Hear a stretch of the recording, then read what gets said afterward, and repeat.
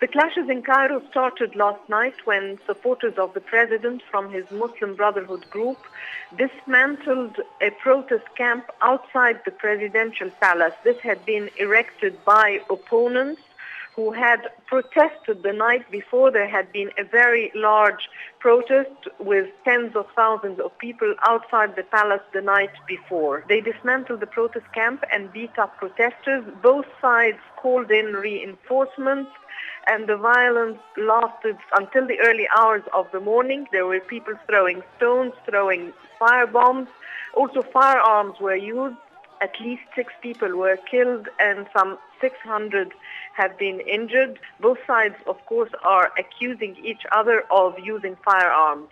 Each side says, we were not armed, the others were, the others had guns with them. There is tension today. The supporters of the president remained outside the palace until the early afternoon.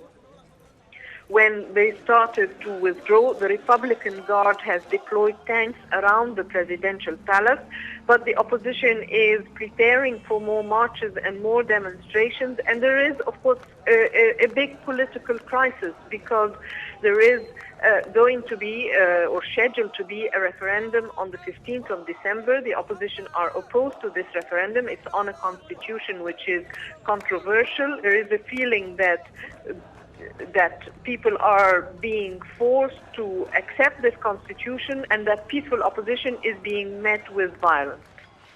I think it is premature to speak about a civil war. There are most probably going to be efforts to de-escalate the situation.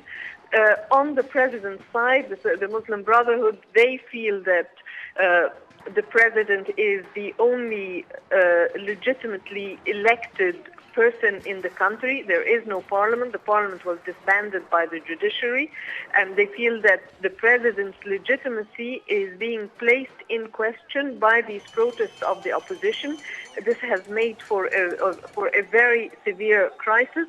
The president is due to speak later today, and it is being reported that he will extend a hand to the opposition. We still don't know what he will offer, but maybe this will help de-escalate the crisis. Heba Saleh, Financial Times, Cairo.